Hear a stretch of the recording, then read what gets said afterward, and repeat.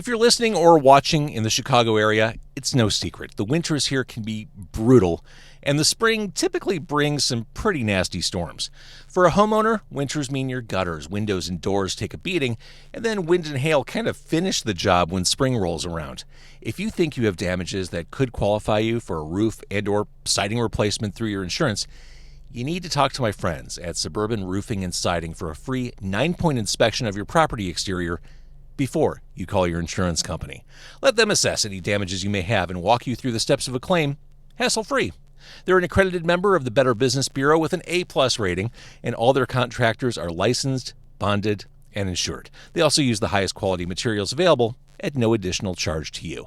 Call 224-677-6149, 224-677-6149, or visit them at suburbanroofingandsiding.com.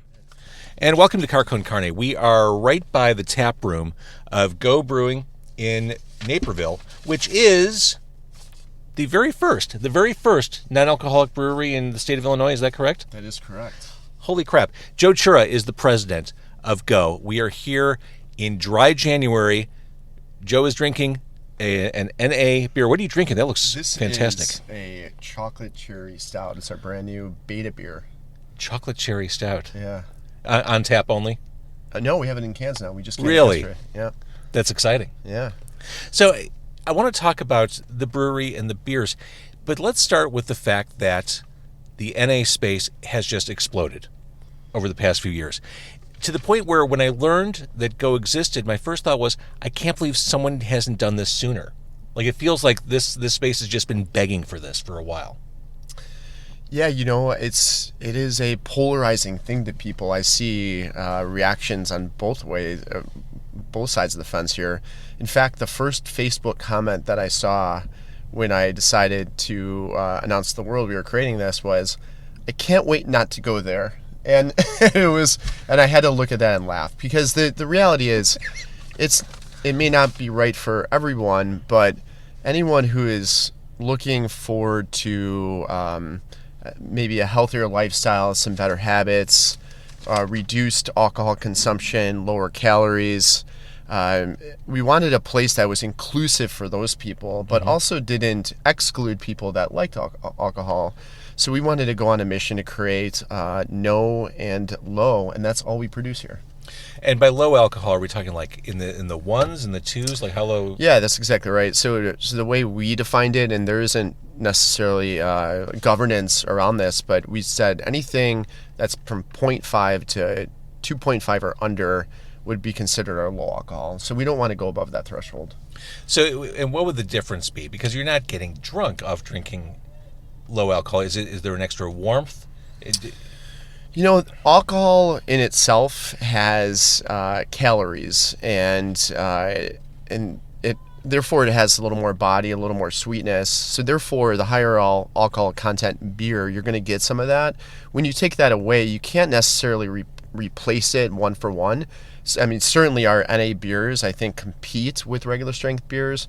But if you're having like a 7 or 8% double hazy IPA and you have one of our hazies, you're gonna taste a difference in the body. Sure. Because there's a lot of calories in that.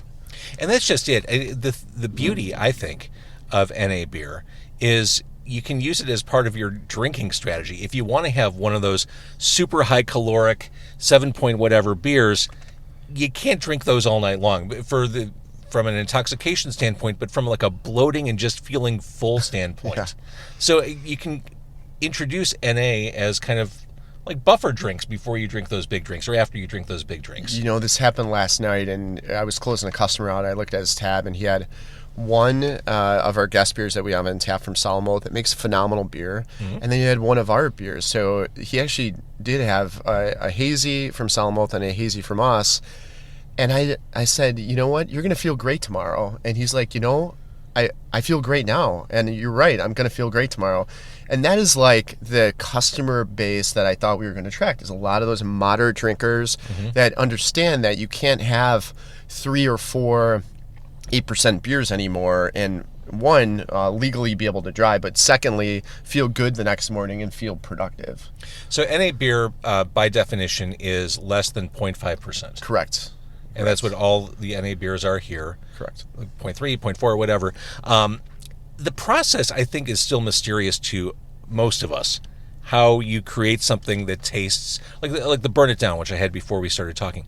How it tastes like beer, but it's not beer. How do you get is there like some kind of crazy machinery that does that? It is beer. So that's the beauty about this. If you taste NA products, you may be disappointed in the what you're getting in your palate because of the alcohol content, because of what we just talked about. So there is a lot of processes that go into play to get most NA products to be NA, and that is to remove the alcohol. You do that through various types of machines. I consider that processing the alcohol out. What we do is not that at all. If you walk into our brewery, you see the way we make beer. It is not dissimilar to any other brewery. What we do different is different grain bills, different ratios. Our fermentation process is less. So it's just a different style of brewing the beer, but we use the same exact classical ingredients that you would use for like a Pilsner or an IPA. And that is how you get that taste. But it 100% is beer, and that is why I think beer is probably the best NA product, because you're truly making it the same way you make any other beer. You're not approximating, say, gin or bourbon. You're 100%. You're not adding ginger in there to get the flavor of that burn. Right. And I'm not mistaken, there's like a laboratory in this facility. Yeah, it was really important for us to focus on safety and quality. We have only a few full-time employees here, but the second hire that we had was a guy with a background in quality and worked for a bigger brewery, ran a lab there. So we have an Anton Par ASBC method machine in here. We have a ton of lab equipment, and we do testing like crazy for two reasons. One, non-alcoholic beer doesn't have the preservatives in it like alcohol does. So you have to be really careful with that. And you'll also see, as this market emerges, people are making NA beer, but they're not pasteurizing it, which is not a great thing.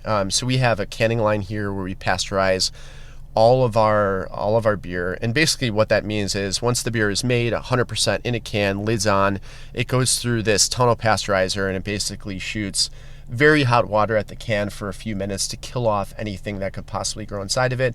And the other thing it does is it stops the alcohol content. So the lab was very much for the reason of safety and quality. However, the other thing what the lab does is ensures we are under 0.5%. Got it. So there's only like one machine that's out there, and we found it that is certified to give us the right accurate readings. We do outside lab testing as well, but there's no wiggle room with the 0.5. Like with other beers that you might have a huge variance of what alcohol is actually in that beer. When something says NA and it's under 0.5, you can't have be like 0.52 and say I'm pretty close. Can't be 0.5-ish. It can't. So the lab was really important to really test out both of those things. So let's talk about the space, since I mentioned the laboratory. Again, this is in Naperville. It's 1665 Quincy. It's right. Is that Ogden we're right off of? Correct. Yeah.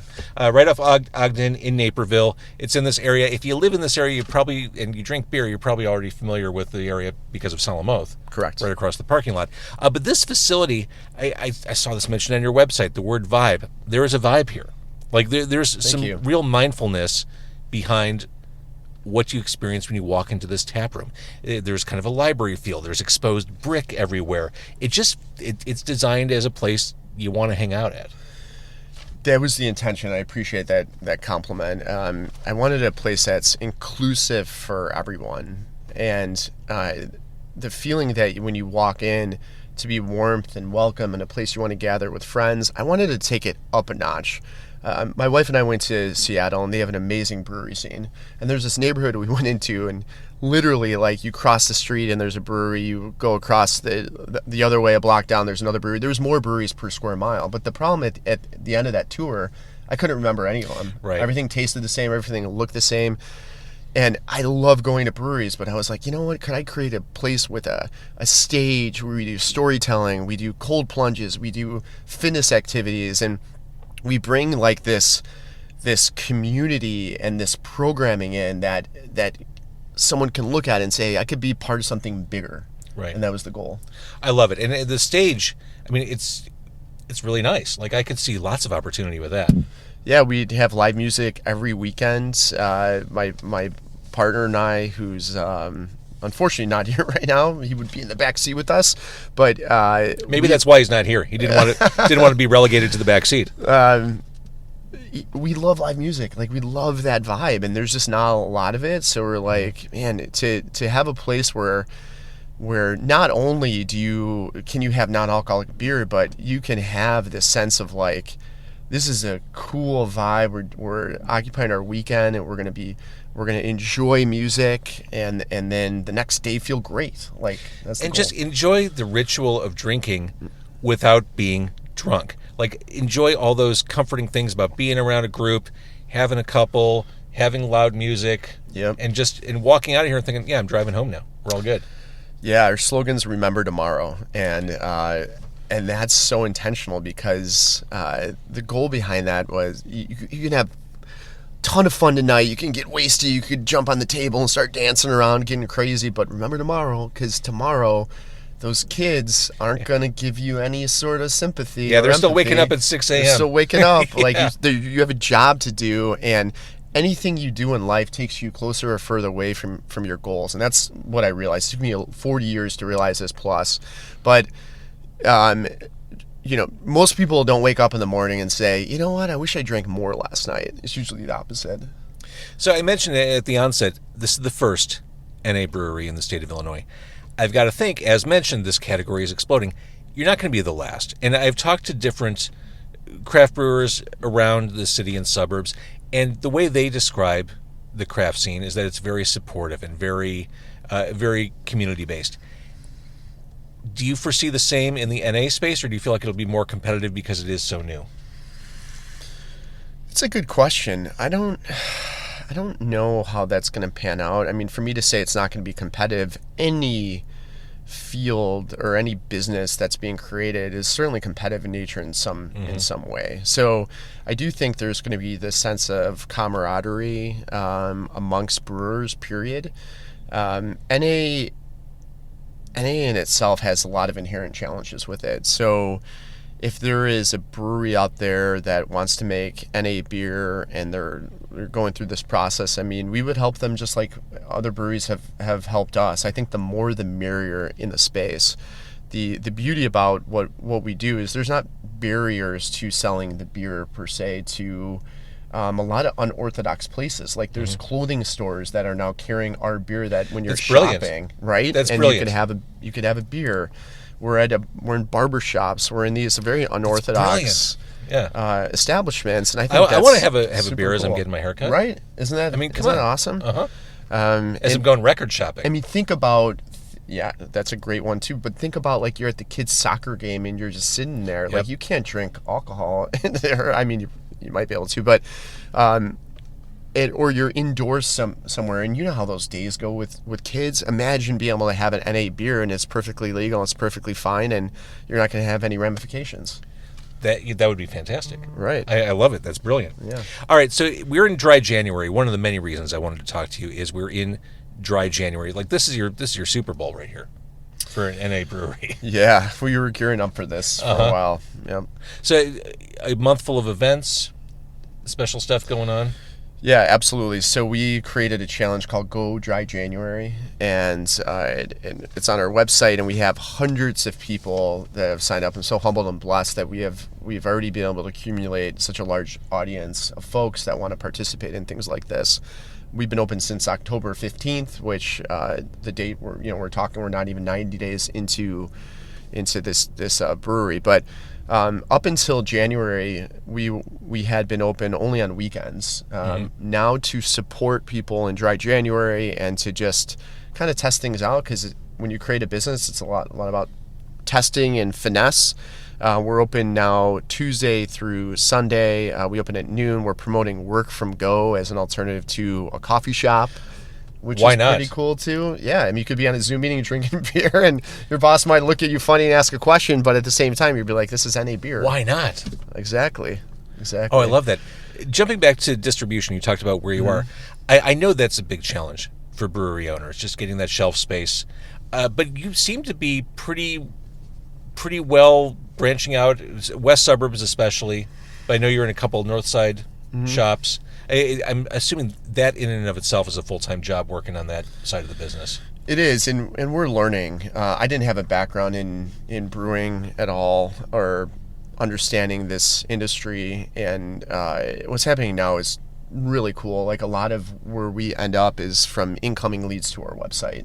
So we have we're starting conversations with how to get our beer in places faster. But what we want to do is really concentrate on the direct-to-consumer business, and that is selling off our website. So we can sell, as I stated, to 43 states. I wake up, we get orders every day from like the East Coast, from the West Coast, places that you're like, how did they even hear of us? Obviously, we're doing some targeted there's an marketing. appetite. There's marketing, sure, but there's an appetite for NA product, good NA product. There is, yeah. But yeah, anyone who's listening to this call, like the best thing if you want the beer in your establishment is to have a conversation with whoever the buyer is, the bar owner, and say, hey, you should carry Go Brewing. Like, and then they reach out to us and we'll get it on their shelves within days. Like that's the other cool thing is because we're doing this ourselves, like there's not rules or regulations in terms of or speed to market. Like if you contact us, we could literally get it to an establishment within a few days. I love that. And going back to what you were saying earlier about your beers not having preservatives like high alcohol beers, what's the lifespan? So if I buy a bunch of cans today, like when should I consume those by? Because they're all fresh. Yeah, it's a great question. I think within a month is you're going to have the freshest experience. Within 90 days, it starts to degrade.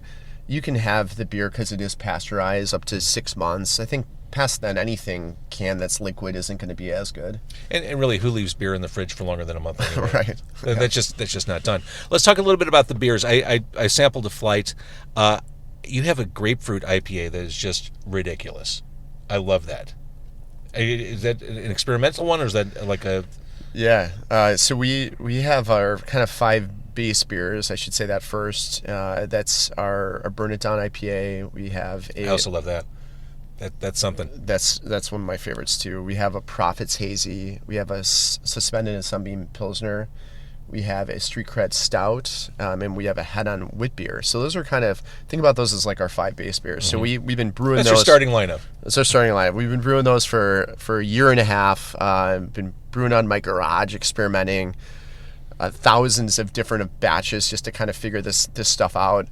But then we created what's called our beta series, and our beta series is beer that we're not sure about. We want to test the market, so we have a QR code on our cans that says "Give us feedback." Should this make it into our base lineup? Should we expand our starting lineup? I love that. And that right there, that's what community is all about. That's what being a community brewery is all about. Like, you have a voice. 100%. And when people give us feedback, even it's on our website or on like, hey, this is too hard to find, like we take action right away. Like there's no huge corporate structure to go through to like get something done. Here's the corporate structure right here. Yeah, exactly. Just contact me. But yeah, I mean these beta series beers are really starting to kind of take off, and people are liking them. So they're a little bit experimental, like the grapefruit IPA that you're talking about. Very grapefruity, very fruit forward. Like if you like grapefruit, you're gonna probably like it. If you don't like grapefruit, you may not. We have this beer here. This is a chocolate cherry stout. We use 25 pounds of cacao in it. It's dairy free, but it's like it is truly made like and with a ton of cherries too. It is made in a way where it just has this great taste, but it's light and you don't feel bloated. And then we have... that can't be said often enough, the not feeling bloated. Oh, my God.